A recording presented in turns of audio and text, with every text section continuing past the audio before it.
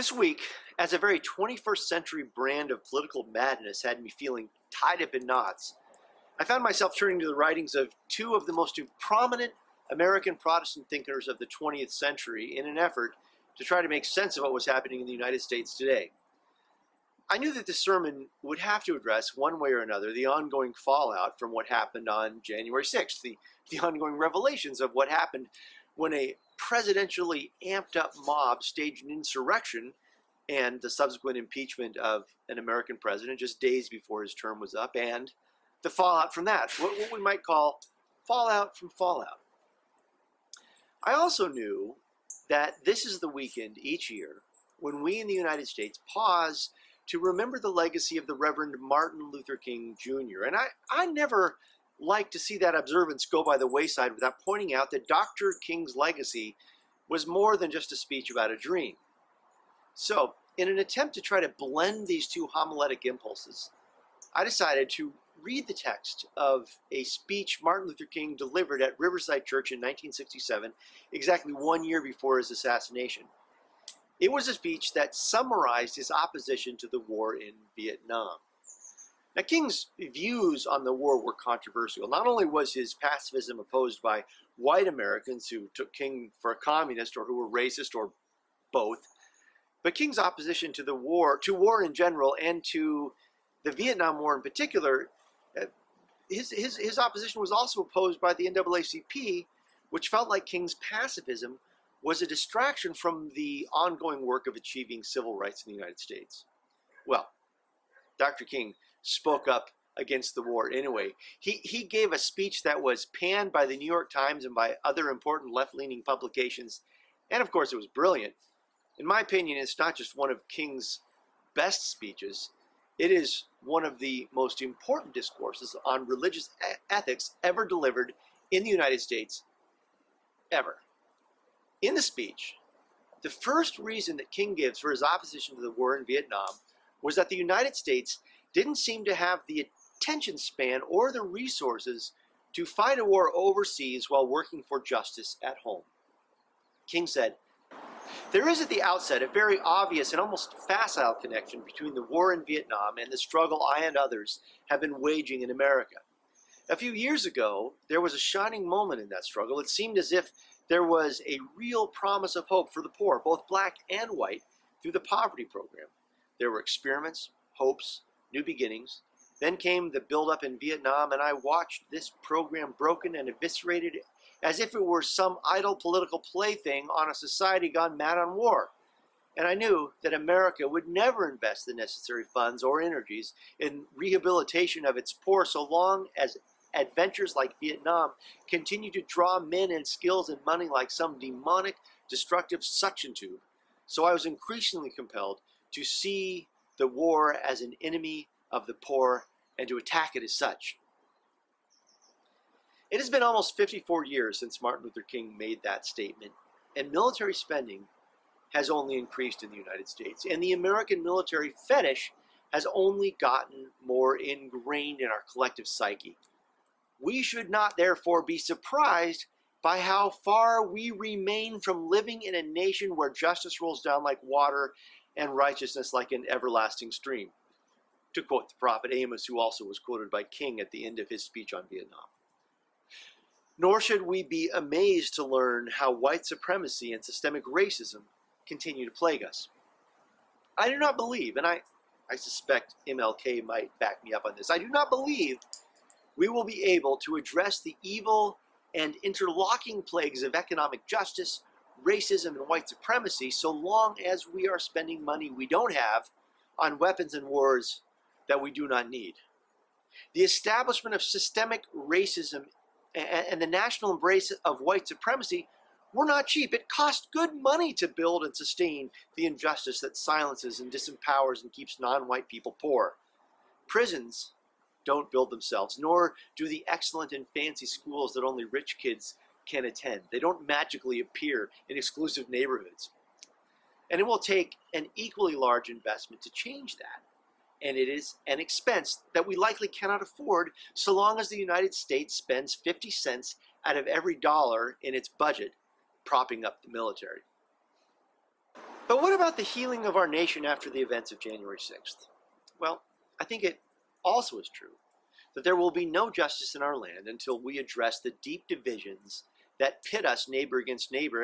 And here I want to tell you about the other great 20th century religious thinker whose work I read this week and found to be helpful. This week I read an essay by Reinhold Neibuhr that explored the rise of 20th century fascism and his analysis of 20th century fascist movements in Italy, Germany, Spain, France, and the United States could be used to describe the rise of Trumpism today.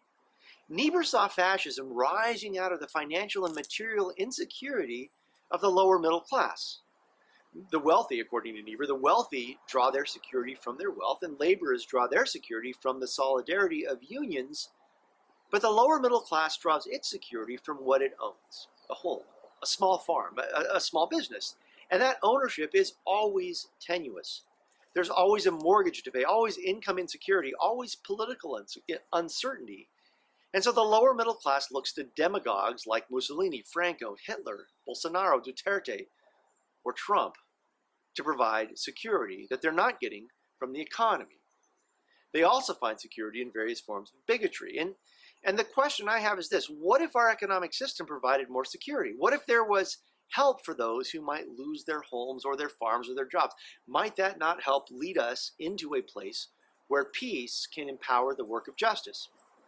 Now, right now, we are addressing the current crisis by punishing the leaders who have destabilized our country through demagoguery, and that's appropriate. There needs to be at least some measure of accountability before there can be true reconciliation. So I'm all for the impeachment, and I support bringing serious charges against the individuals who staged the insurrection. But it is a short-term solution because it is only a supply-side solution. I sort of wonder what would happen if we were to address the demand side of the equation by investing in economic justice and in the security such investments yield. Well, of course, we cannot afford to do it so long as we are spending our money on weapons and on war. This week's scripture lesson is most familiar as it comes from the book of Isaiah. It's the vision of the day when God will establish divine rule and swords will be beat into plowshares. That vision can be found both in Isaiah and in the book of Micah. But what I love about Micah's version is that it goes on to speak of what's possible in a peaceful world. When there is peace, everyone dwells securely and without fear, each under their own fig tree or their grapevine, which is to say, when there is peace, justice is possible.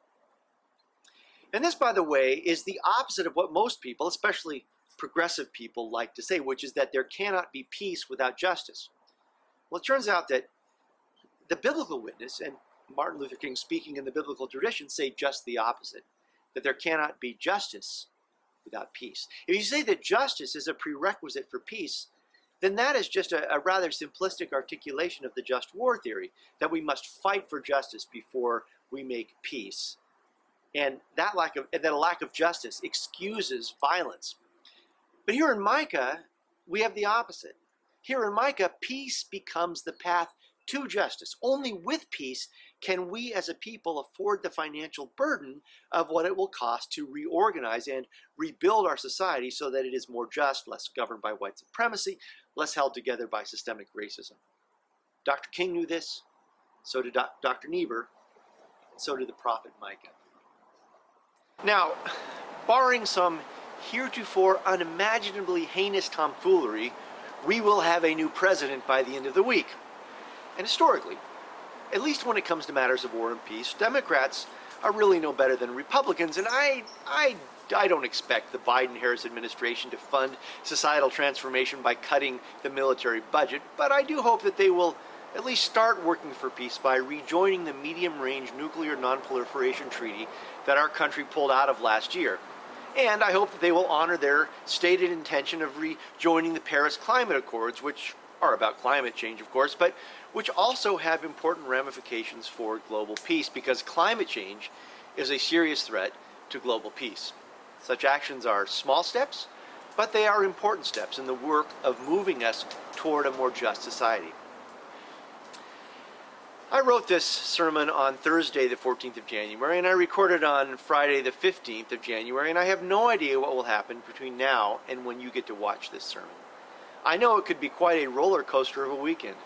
I, of course, am hoping for more of a merry-go-round, or better yet, one of those kiddie rides where you sit in a fire truck and go around in circles, ringing a bell while the calliope plays Take Me Out to the Ball Game. In the end, whatever happens, I hope we can work together for peace, as a way to build a beloved community defined by justice and goodwill and love that binds us to one another as children of God. Amen.